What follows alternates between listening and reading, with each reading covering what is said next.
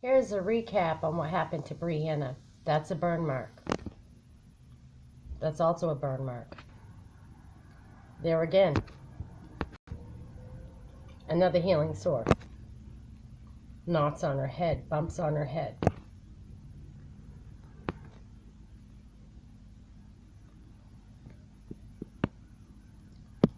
Here's more. Brianna was so happy to be found and back home. This is about a week after she had been released from the hospital. Here's something about what Brianna went through that I shared previously to YouTube. This is about the halfway houses and how they take people in. They take girls in, put them on drugs, prostitute them out if they don't get what they want out of the girls. Then they turn them into the psych wards and tell them that they were doing other things wrong. Like, is that what happened to my daughter? Why did Brianna go from being in Maine with me? I asked Gordon over to watch her for a couple days because he seemed to be too busy otherwise to help me get the water and plumbing going in the house like he said he was going to. Then he doesn't return her. He doesn't answer my calls. He puts her on the bus to get rid of her. His story doesn't add up to Brianna's story when she was coherent and told her story. So somewhere between the bus station on Kennedy Memorial Drive in Waterville to Massachusetts, somewhere something happened, all she can recollect, and she asks me and tells me what I want to know is, how did I end up on a plane? And she told me that it was somebody from the FBI that put her on a plane. So how did that happen?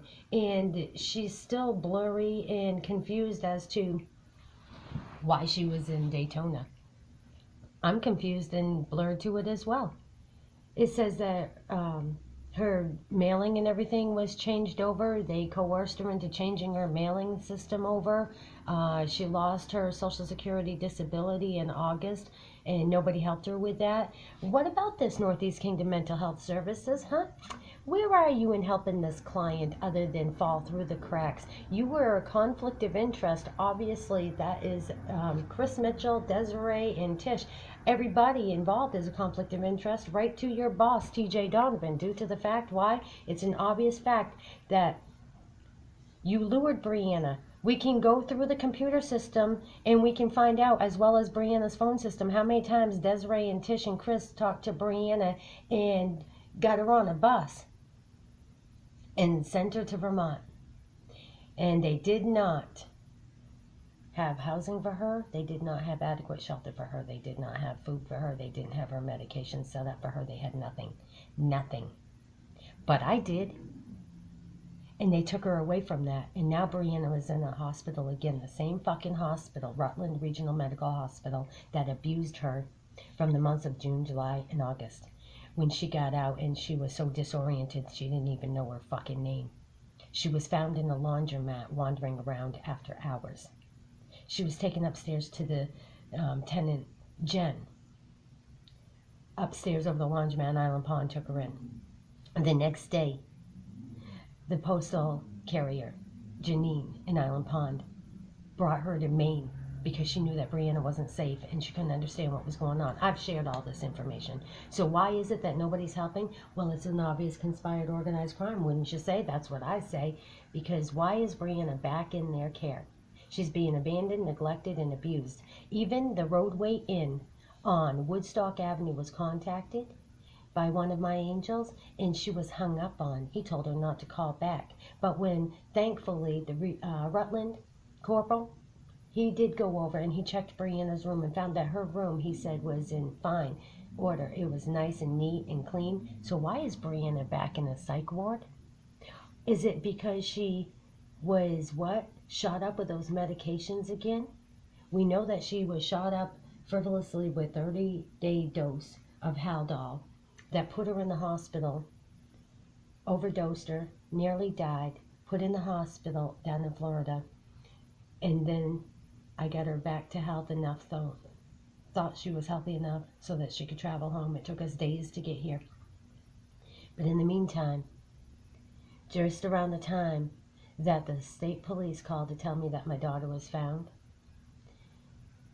They burned my home down to make sure that I wasn't able to have a place to come home to. And then they told American Red Cross from the Anson Town office that I wasn't living there. Well, that's a fucking lie.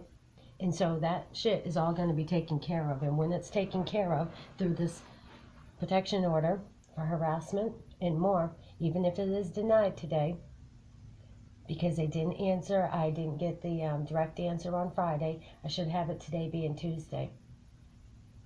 As to whether we have to go for a hearing in order to get this protection from harassment acknowledged, or if they're going to grant it and then we have a hearing. But either way, there's going to be a hearing, and we're going to find out why my home was burned, why my daughter's back in the hospital, why she was lured from the state of Vermont, by the state of Vermont, from the state of Maine, and why nobody's done anything about it. Knowing that she was in a vulnerable state of mind. Because why? Because Northeast Kingdom Mental Health Services was telling her that they were going to help her with the things that they didn't. What they did do was tell her to call 211. And she kept on calling 211, knowing her medical condition, and they were neglecting her needs. That's a violation of her rights. And with all the violations that have been committed against me and my daughter, we have the right to be protected. And therefore, I'm waiting patiently for the courts to open, and I hope you all are waiting patiently to hear the outcome, and I hope you anticipate on listening and paying attention as we proceed, moving forward in finding, getting, and requesting justice, and seeing what can prevail. From the fact that this all starts with the state of Vermont. I've listed it, you've read it, you've heard it, and all we can do now is pray about it. Have a great day.